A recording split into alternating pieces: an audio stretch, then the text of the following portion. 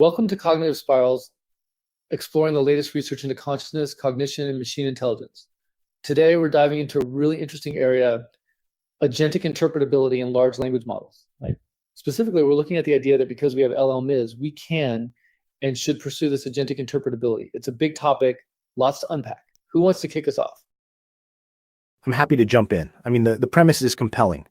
We've built these incredibly powerful language models, and now we're at a point where we need to understand how they're making decisions, right? It's not just about getting the right output anymore, it's about understanding the process. And for me, this is a crucial step towards AGI. If we can truly interpret the agency within these models, we're unlocking fundamental insights into intelligence itself. I'm a bit more skeptical. The term agentic interpretability worries me a little. It feels like we're anthropomorphizing these LLMs, projecting agency onto them that might not actually be there. I think we need to be really careful about what we mean by understanding in this context. Is it true understanding, or is it just a sophisticated form of pattern matching? I'm somewhere in the middle. I agree with Otto that interpretability is vital, especially as these systems become more integrated into our lives. But I also think Sarah raises a valid point about anthropomorphism. And I'd add that, fundamentally, these models lack something crucial, a grounding in space and time. So while we can try to understand their agency as it exists within their current architecture, I suspect it's a limited form of agency compared to what's truly achievable with AGI. Okay, that gives us a good starting point. So Otto, you mentioned this as a key step towards AGI. Can you elaborate on why you think that is? Sure, I think agentic interpretability gives us a way to move beyond just measuring the performance of an LLM, We can start to examine its internal processes. Think about it, if we can understand how an LLM is framing a problem, how it's weighing different pieces of information, how it's planning its actions, that's a window into its decision-making process.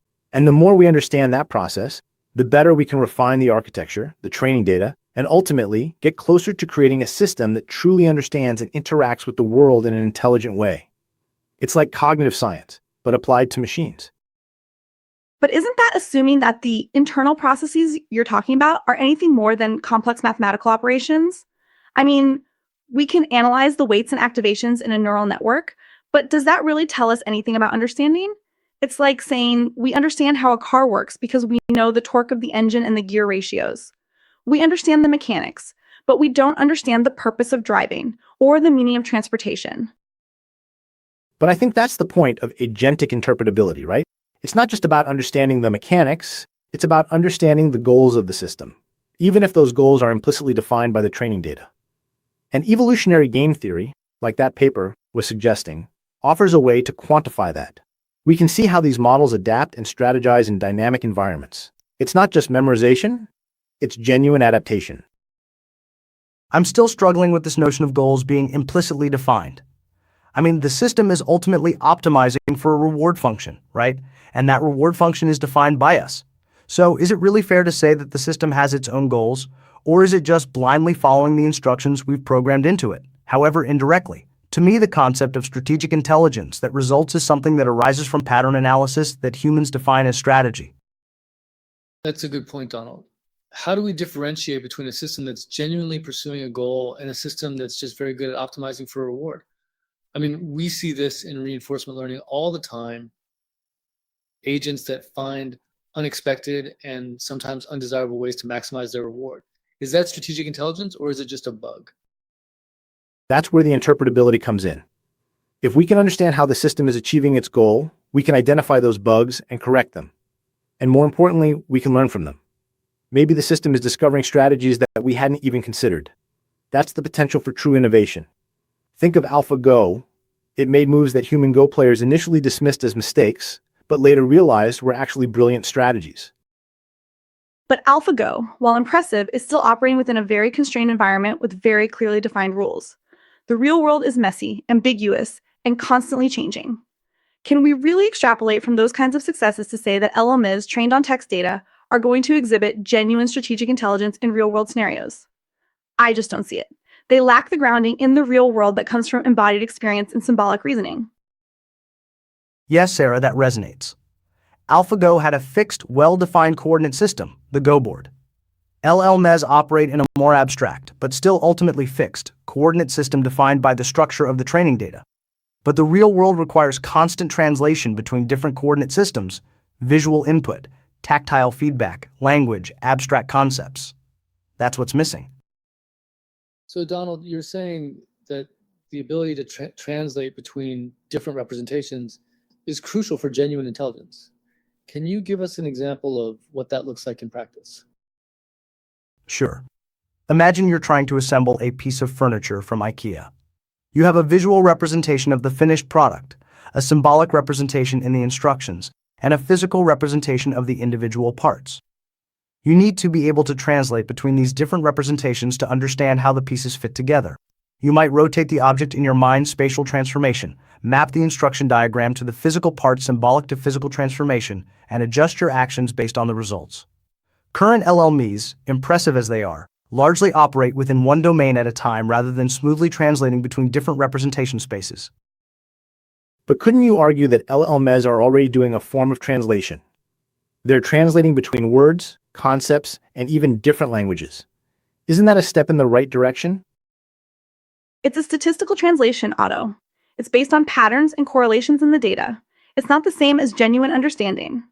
An LLM can translate a sentence from English to French, but it doesn't understand the meaning of the sentence in the same way that a human does. It doesn't know the context, the nuances, the cultural implications. But with enough data, couldn't it learn those things? I mean, that's the whole premise of deep learning, right? That complex patterns can emerge from massive amounts of data. I think there's a limit to what you can learn from data alone. You need some kind of prior knowledge, some kind of structure, some kind of reasoning mechanism. That's why I'm more interested in neuro-symbolic approaches, which combine the strengths of neural networks with the strengths of symbolic reasoning. So, Sarah, can you give us an example of what a neuro-symbolic approach to agentic interpretability might look like? Sure. Imagine we're trying to build an AI system that can understand and respond to customer service requests. A purely deep learning approach might be able to identify the intent of the request and generate a response, but it wouldn't necessarily understand the underlying reasons for the request or the consequences of its actions. A neuro-symbolic approach, on the other hand, would combine a neural network for natural language processing with a symbolic knowledge base that contains information about the company's products, policies, and procedures. The neural network would extract the relevant information from the customer's request, and the symbolic knowledge base would be used to reason about the best course of action. The system could then explain its reasoning to the customer, making the decision-making process more transparent and understandable. For example, a deep learning approach might just know to refund the customer. A neuro-symbolic approach would know why it's refunding them and be able to explain the relevant policy. But isn't that just adding complexity? Why not just train a bigger, better LLM to handle all of those things implicitly? It seems like adding a symbolic layer is just adding another layer of potential failure. Because implicit learning is inherently opaque, Otto. A bigger LLM might be able to handle more complex cases, but you still wouldn't know why it's making the decisions it's making.